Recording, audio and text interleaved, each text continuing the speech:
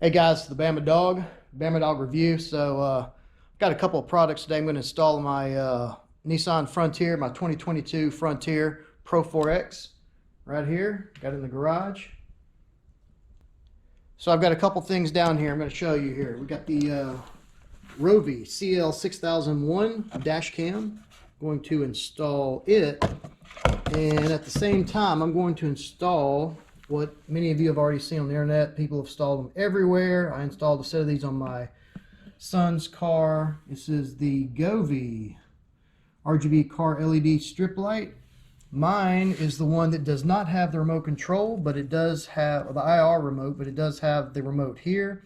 The only difference between this one and the next grade up has an extra wire coming out of the bottom of here that is actually one of these, but then the other one of these is actually a little infrared remote receiver, and the wire is only about that long. So anyway, I'll be putting these in the truck.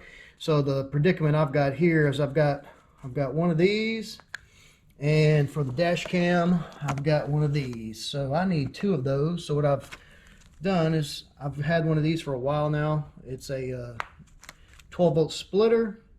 And what I'm going to do is use this extender, male-female extender here. It's about 15 feet in case I do need it. I have it. I ordered that on Amazon. But that way I can have both of them plugged up at the same time. And then I will have this, which I got off Amazon as well. It's just a simple female. Has a little cap inside it you can plug in. I've already got it plugged into a Deca ETX battery, which came out of my Harley. It doesn't have the cold cranking amps anymore to crank up my bike, but it still has a good 12 volts I can use to test this stuff with it.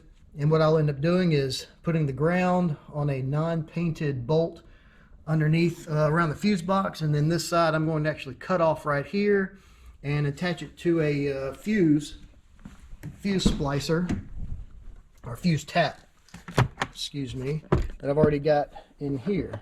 So here's the end of the fuse tap. So I'll tap that in to there. I'll talk about the fuses later. That way everything will be clean. We won't have anything coming out of the main 12-volt thing here, and I won't have one coming out the center either. So it'll be nice and tucked under the passenger seat area. As far as the dash cam goes, it is the Rovi CL-6001. The big difference between this one and the lesser model, this one comes with the GPS module. Totally worth it because it tells you your speed and location, all that good stuff. And it comes with a little bit better swivel mount. So when you mount this up on the dash, this little thing right here will swivel, so you can actually turn it in place. Also has a little thing here at the bottom where you can do this, so you can adjust for the different angles of glass, and you can adjust it in between a bunch of different angles. On my son's car, it kind of got in between, but wasn't a big deal. On my truck, it looks like I've got a perfect angle that I can use for that. So you've got the mount. You've got this. It's got an extra USB input on the back, which I probably won't use since it'll be hidden under the dash. Got the camera itself, and got some long cord there. As far as the Govee lights, same thing. Everything's all one piece.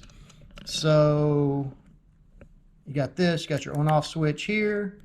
You've also got your on-off switch here with some modes you can deal with here, and it's basically 4 lights, 2 for the front, 2 for the back.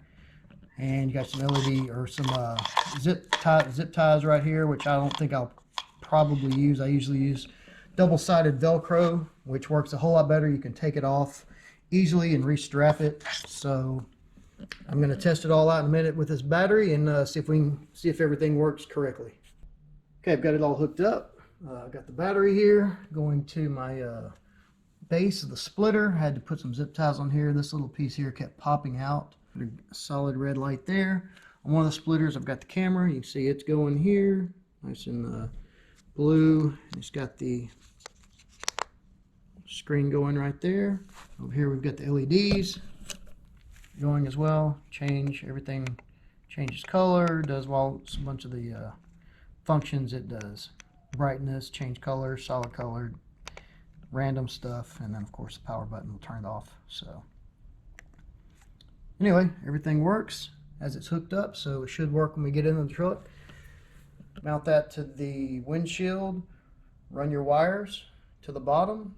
Same thing for this, put the lights where you want them, run the wires, and that's really all there is to it. We probably won't show each and individual step here, but that's basically the way we're hooking this up. The only difference here will be that that red wire there, the end will be cut off and spliced into the fuse tap, and the black wire will be mounted to a ground point on the truck. But other than that, it will look exactly like this is hooked up right now. No change at all, just a matter of running the wires. Hey guys, so this is one of the pieces I had to take off. This is on the passenger side, the front seat. This is aiming towards the front of the truck.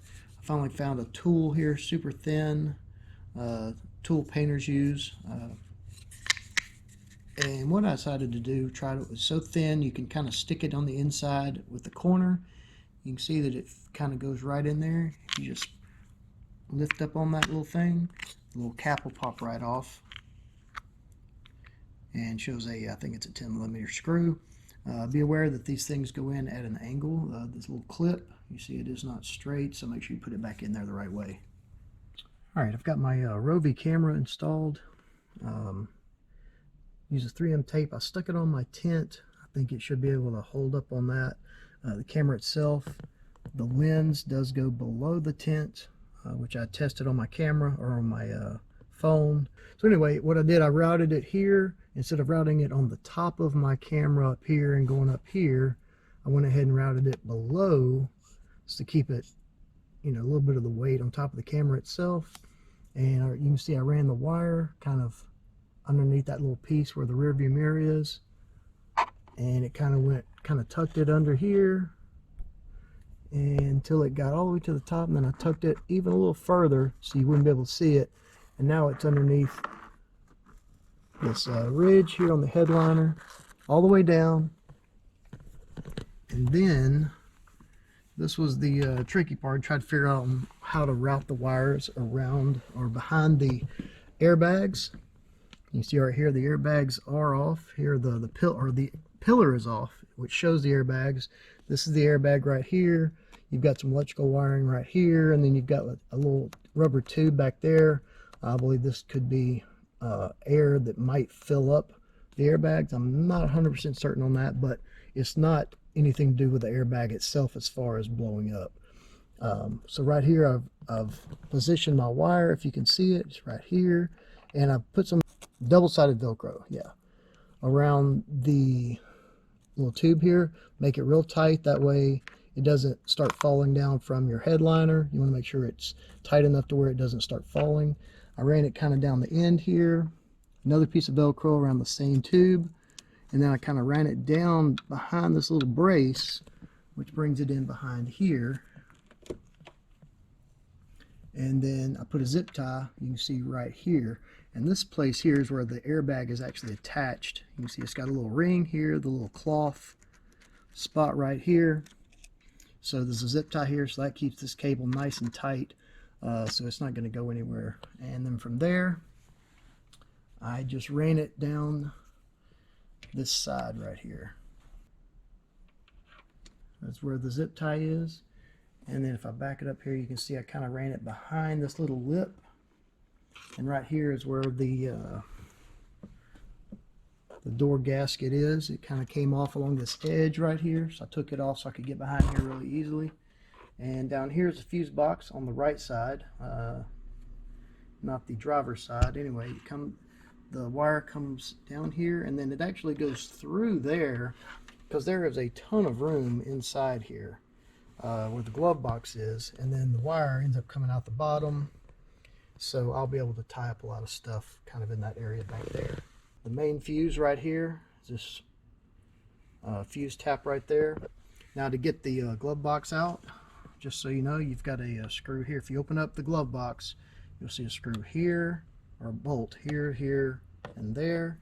And then you've also got a couple, one down here and one down here. So you have a total of 5 screws.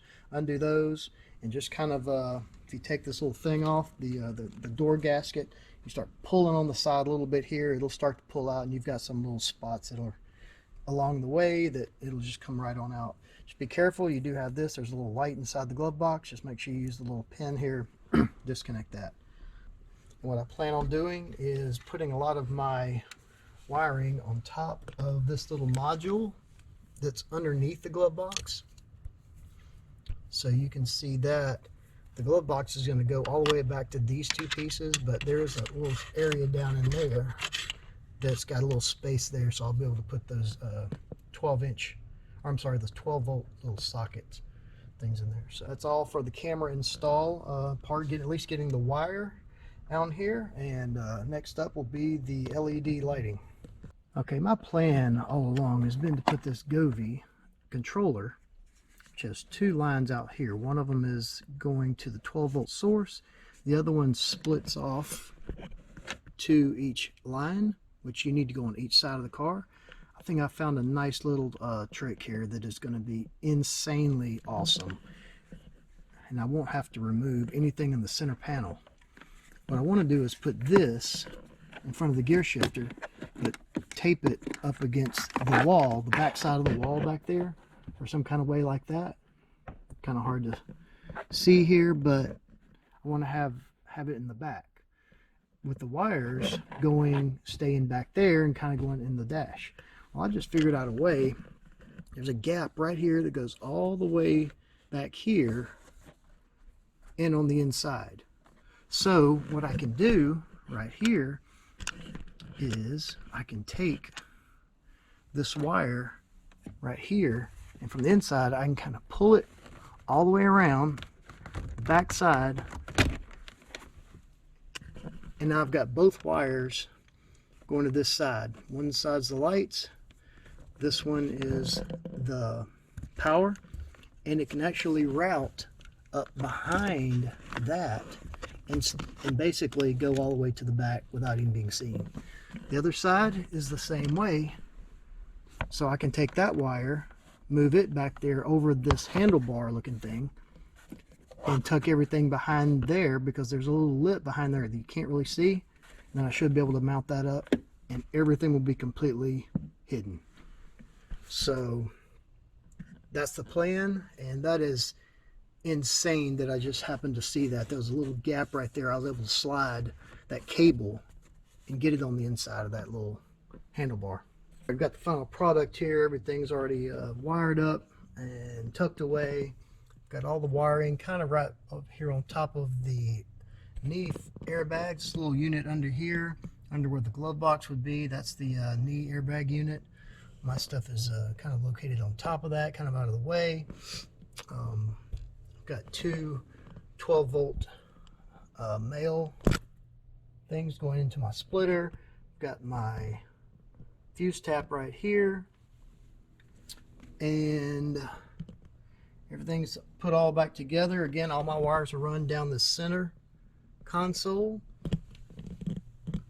Can't really see under there, it's too dark, but my center controller, here's the bottom, you can see it kind of tucked way up in there, upside down and out of sight. So over here you can't see it.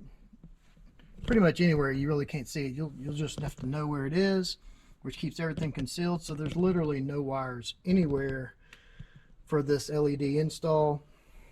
In the back seat, you can see under here, under the seat, under the passenger seat, the LED is under there.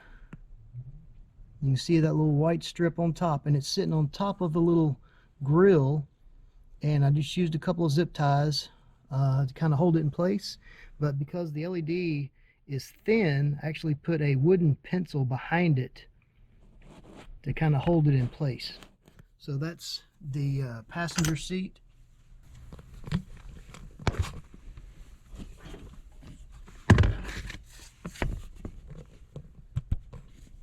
And under the driver's seat, looks like the amplifier for the sound system is down here.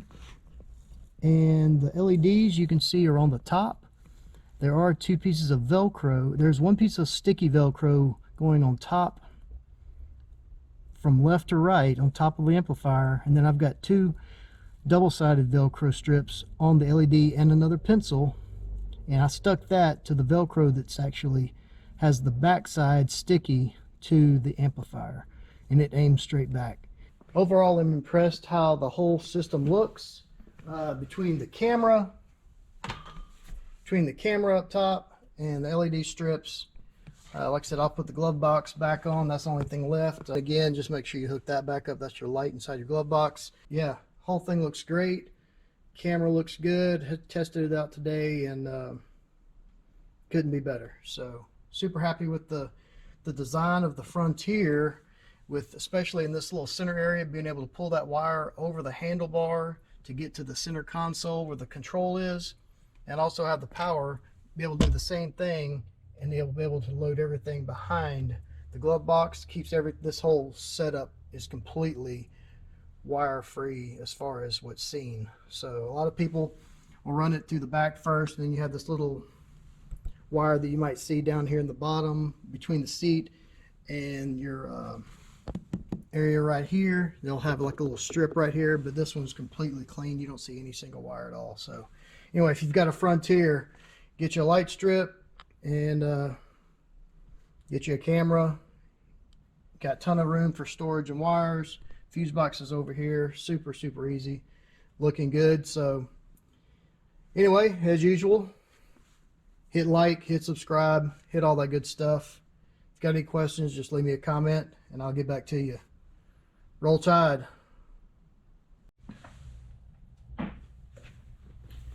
One thing to mention, how to take all this apart to get to the fuse box and all this area behind the glove box.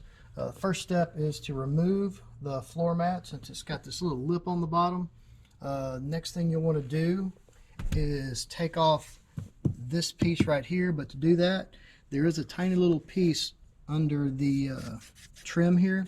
It's probably about this long, so you'll want to pop up this piece slightly and dislodge it, be able to dislodge that piece. And there's a pin down here and a pin up here. There's also a little thing on the very back. It just pops off. You might have a tool, you could probably unscrew it.